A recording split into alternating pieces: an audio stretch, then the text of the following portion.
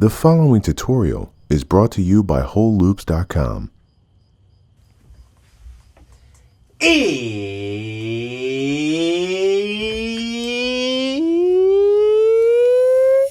It's production time.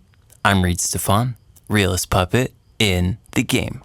Today, we're finalizing our mix by consolidating it down into groups. The mixing phase of a song, really towards the end, is more about how the collection works together as a whole. And because songs can get pretty big and accumulate a lot of channels, consolidating it down into mix groups is the perfect way to keep your eye on the prize and dial in the perfect balance. Now, the way I like to group up my tracks is to take everything except for the 808 in this example, where I have a trap song that I wrote and produced here in Ableton. Hit Command G, rename it drums, and now we got ourselves a drums group. I like to keep the 808 out of the group because it's kind of its own thing, but the rest of the drums we can process together. Now, a great way to give your drums an extra lift beyond what you can do on the individual channels is dropping a nice and colorful limiter on the group like the event horizon. And if you've watched my clippers and limiters video, you'll remember this one. We're not going to use it too aggressively like we did in that one. We're actually just going to use it pretty slightly just for a little bit of color. So I'm going to hit these pretty much all the way to the first line. Still the same Reid, but I'm popping now. Realest in the game, I hold it down. Pushing these packs cause they like the sound. And I ain't selling out, no I ain't selling out. Yeah. Ever so slightly crispier. And that may not be a huge difference, but where we can make a very big difference is towards the end to make the final hooks really feel like the final hooks and have that extra drive. We can go in here and just cheat that threshold knob down a little bit more, hit the plugin harder so that when the final hook of the song hits, it feels like a newer, bigger part has arrived instead of just a duplicate of what we've already heard. And now I'm all up in the clouds of raindrops. I'm raindropping now, About to feel like I'm on a cloud. Hey! Nothing but raindrops when I look out.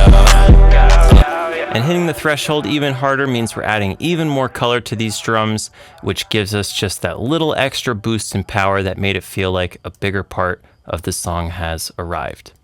Let's just skip the 808 and go down to the rest of our musical instruments. We got piano, serum, pads, strings. And on this group, I would like to do a little bit more cleanup on the drums just by ducking it a little bit to the clap. And Ableton makes that really easy. All you got to do is drop your compressor on there and then pick the channel you'd like to sidechain it to. And now I'm all up in the clouds of raindrops. I'm raindropping now, And because these synths may reside in a similar frequency range as the vocal in some parts, we can even duplicate this and sidechain it to our vocals group. So let's just group this up now. That way we can load it up here as our input. I'm still the same Reid, but I'm popping now. And without it, Realest in the game, I hold it down. and with the sidechain. These packs cause they like the sound. And I ain't selling out, no I ain't selling out. And if you can hear it pumping and you don't like the way it sounds, you can always back off the dry wet and get a slightly different sort of control than you'd get from the threshold and ratio. Still the same Reid, but I'm popping now. Realest in the game, I hold it down. And we didn't change the way the song sounded. We didn't push anything any harder. We simply just used subtle little adjustments to make space and shine light on what's important. And in most trap songs, pop songs, where the lyrics are the most important, obviously you prioritize the vocal. Does your master chain sound a little weak sauce? Do your tracks lack organic flavor and quality? Maybe you're just missing the sauce. Introducing Master Sauce, our organic blend of Ableton effects that'll get your master so crispy you might never use another plugin chain again. Master Sauce is available now only at WholeLoops.com. The last thing I'd like to do on this synths group is do a little bit of mid-side EQing on it. Now, mid-side EQing is really important because this will allow us to only affect the center of our mix or the outside of our mix. And the two things I want to do to the synths are roll off to make space for the 808 that's in the center. And I'm going to roll these off at around Still the same Reid, but 300 on the ends, now. on the mids. Realest in the game, I hold it down. Pushing these packs, And let's also do like 10K or 8K or so on here. still the same Reid, but I'm popping now. Realest in the game, I hold it down. And this is going to clean up our Pushing bass a these lot. packs 'cause they like the sound. And I ain't selling now. No, I ain't selling now. Yeah, yeah. And why you hating? I been stacking moolah. I'm not really a fan of putting plugins on the 808, so I find that if the bass is muddy, it's usually because there's something else conflicting with it, and that's why mid-side EQing on the synth group is such an essential tool.